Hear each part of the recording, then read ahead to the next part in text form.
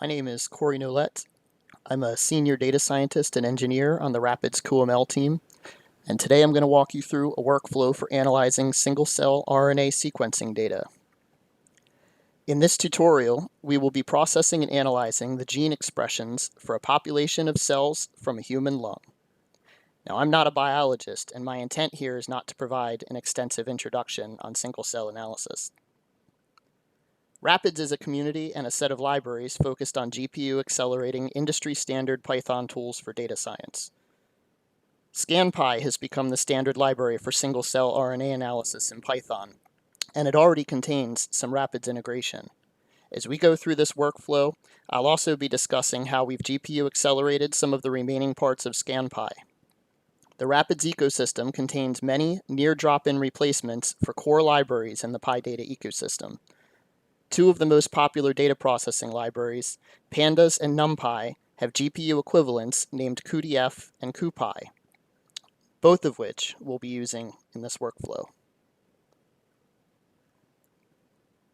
In this tutorial, I'll be going back and forth between our workflow on a GPU device, which is going to be this notebook right here, and I'll be looking at an identical notebook on the CPU, which is this notebook right here. I'm also going to dive under the hood into this file called RAPIDS scanpy funcs, which is our implementation of some of the functions in scanpy that have not yet been GPU accelerated. This file presents a great opportunity to see how much GPU accelerated code looks like the CPU code you might be used to writing.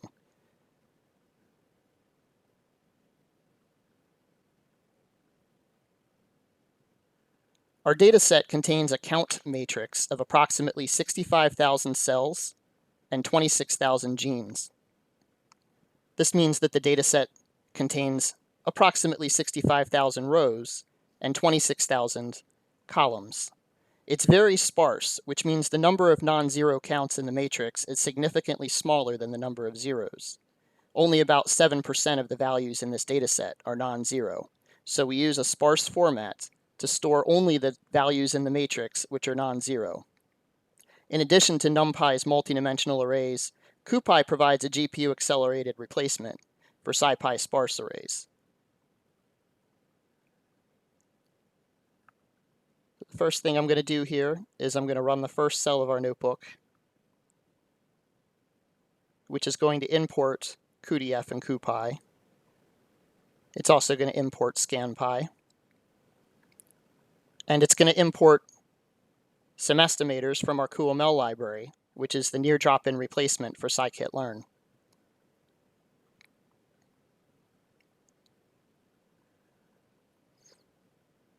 scanpy makes use of an AND data object, or an annotated data object. This is composed of both NumPy arrays and Pandas data frames, storing the parameters and output for different computations and transformations throughout the workflow. Our dataset uses the H5AD format, which builds upon the popular H5 format, adding some additional structure for storing these AND data objects. The AND data library doesn't yet support data on GPUs, but it's easy enough for us to create a cupy sparse array on the GPU with the sparse cell and gene count matrix in the AND data object we've loaded.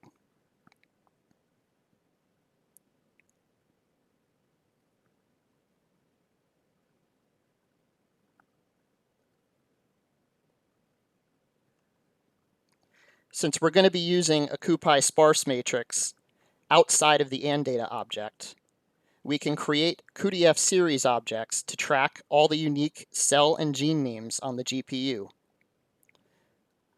We'll use this to provide the annotations for our visual analysis later, so it will tag along, getting filtered and reordered with the sparse count matrix. This notebook is going to go through three main stages. First, we'll perform some feature selection and engineering by pre-processing the data to correct and amplify useful signal and filter out noise.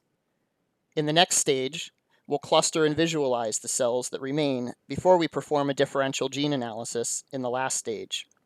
This differential gene analysis is often useful for looking at potential marker genes and finding the key genes that differ between types of cells. So here you can see that I can take a cudf series object, which is the GPU equivalent of a pandas series, and I can print it right to the screen, create my cupy sparse matrix with my data, verify that my shape is roughly contains 65,000 cells and 26,000 genes. And I can evaluate my sparsity. This is the number of non-zeros that is in my data set. This comes to roughly about 7% of the data set.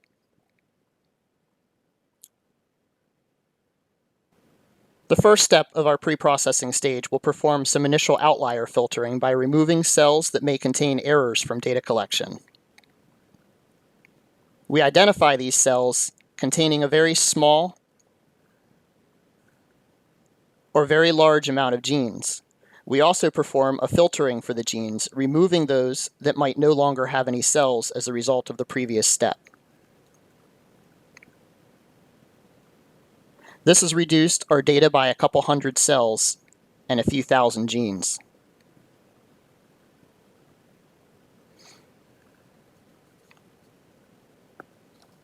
We normalize our cells so that each cell has the same total gene counts.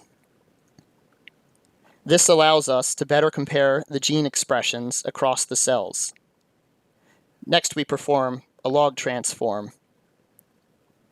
Even though the CPU versions of these steps are very fast, you'll still notice that there is a speed up in the GPU version.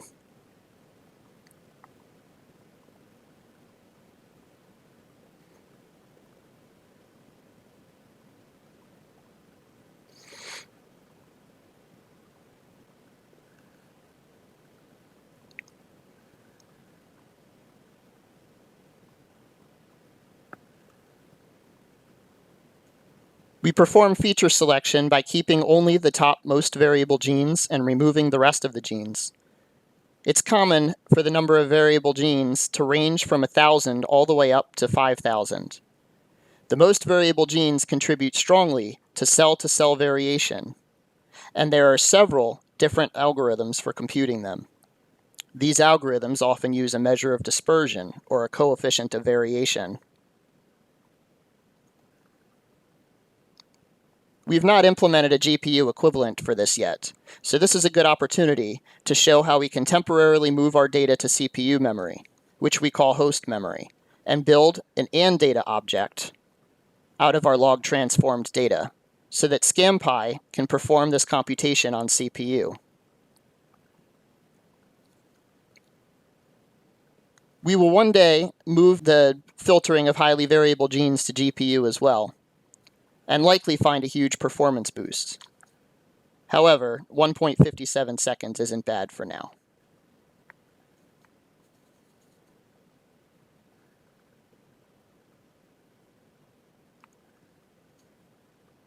Now that we've selected our top 5,000 most variable features, we want to compute z-scores for each gene by subtracting the mean and dividing by the standard deviation.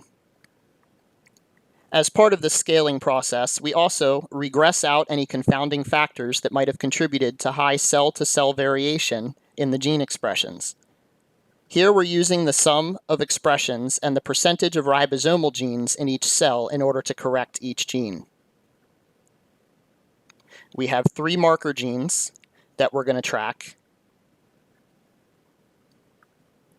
so that we can analyze them later in the clustering stage.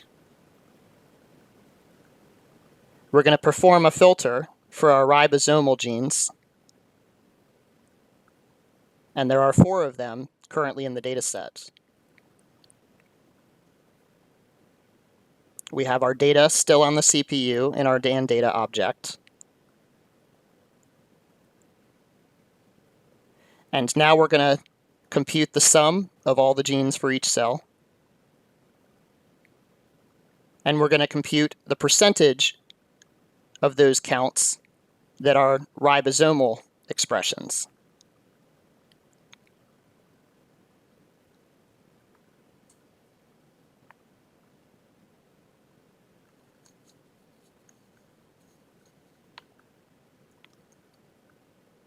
This regress out stage takes some time. Looking underneath, you can see in this regress out chunk function that we've created inside of RAPIDS scanpy funcs, there is an independent linear regression model that's being trained for each gene. We're using cuml for this stage, so we're able to parallelize the training of each model on the GPU. While it takes a little under 1 minute on the GPU to perform this operation,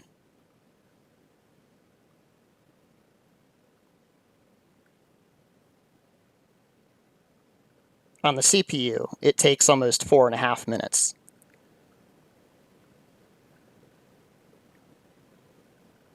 The regress out step was pretty easy to implement with cuml. We'll see a lot more cuml in the steps that follow. The final step of our preprocessing workflow is performing the scaling.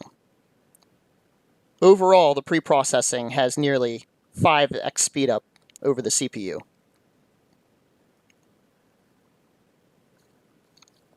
While we hope someday scanpy will provide options for GPU accelerating the above preprocessing steps, it does contain options for executing many of the clustering and visualization steps on GPUs currently. We find the most extreme performance gains when we keep the data on the GPU as much as possible, but we do still observe great speedups, even when the data needs to be copied back to the host memory after each algorithm. This is what happens in scanpy's current integration with RAPIDS, and the speedups are still pretty immense.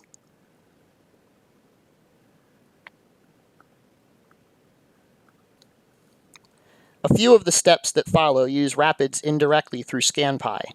So we'll first create an AND-data object that can be used as input. We perform a final feature engineering step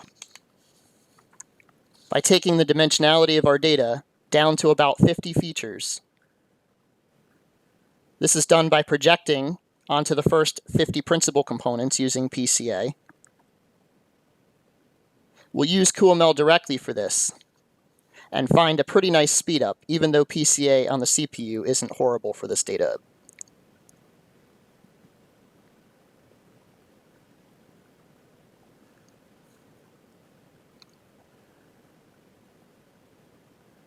We'll first visualize our data using t-SNE algorithm by modeling local neighborhoods around each data point to bring our dimensionality down to 2 dimensions. We can see cuml's t-SNE took a couple minute operation down to a couple seconds.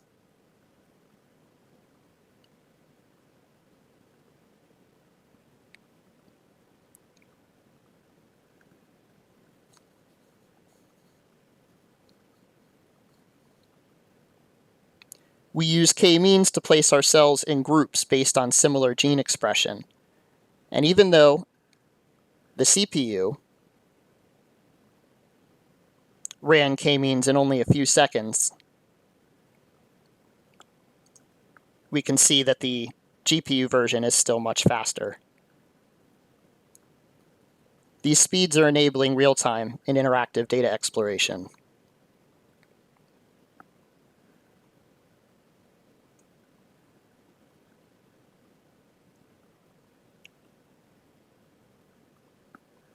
We can use our marker genes to color our t-SNE points based on the amount of gene expression. We have our 3 marker genes, and in each of these, we will filter the data set for just those marker genes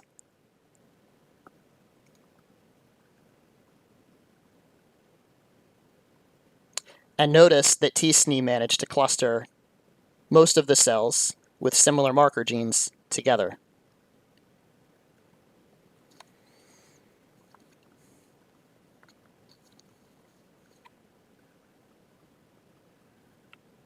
Another common algorithm for visualizing points of high dimensionality is UMAP. The following clustering and visualization steps use cuml and cugraph indirectly through scanpy by providing an argument to RAPIDS underneath.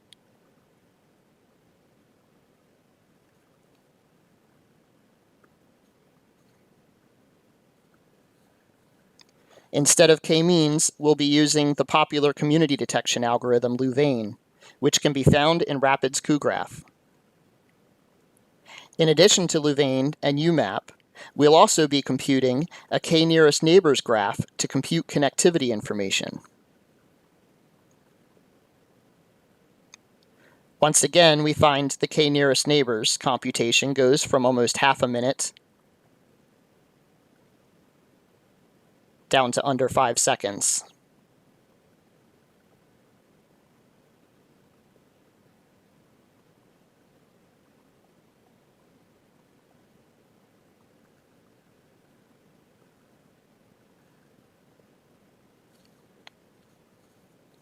The UMAP computation goes from approximately a minute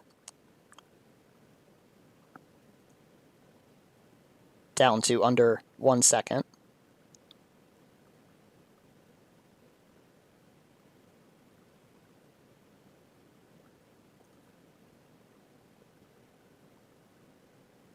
And the Louvain computation goes from 10 seconds down to well under a second.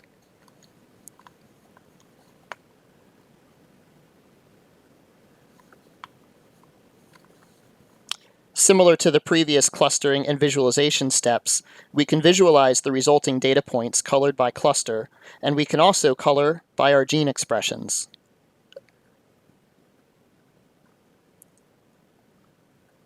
Also observing that cells with similar gene expressions are clustered closely together.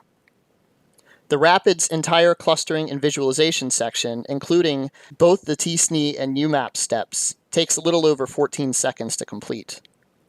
The CPU version takes almost 6 minutes.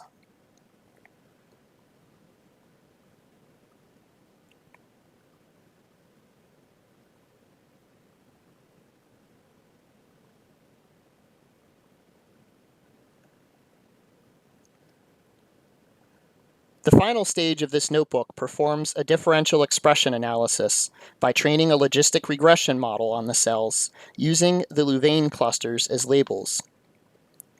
The coefficients of the trained model represent importance weights for each gene in the cluster. The top 20 genes are taken for each, using these importance weights as the ranking criteria. This is a great example of where cupy and cudf work together to almost directly replace the numpy and pandas package names for putting your data onto the device.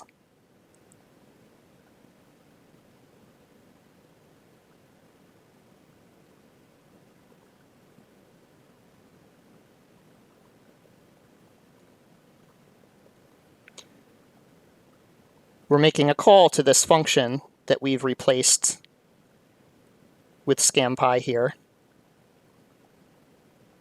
We notice that in the CPU version, we're calling scanpy directly. We've re-implemented this function primarily by taking the version from scanpy and using cupy where numpy was used, using cuml where scikit-learn was used, and by using cudf where pandas was being used.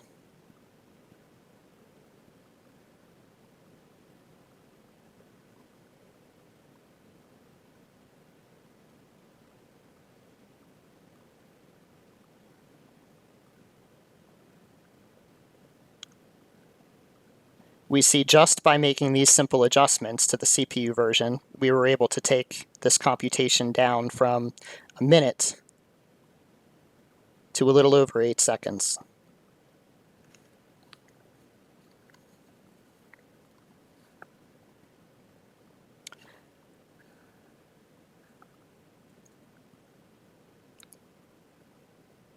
Using scanpy, we can build our AData object again. And we can plot the resulting differential gene expression analysis.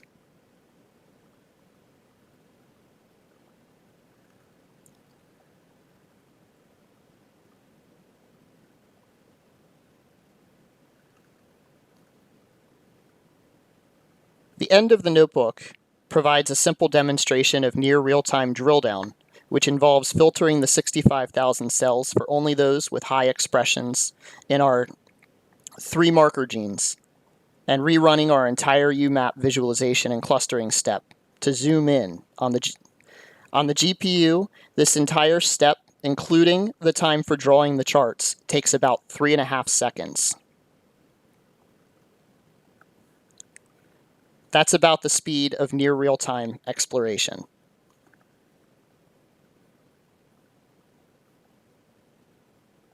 It takes nearly half a minute to do this on the CPU.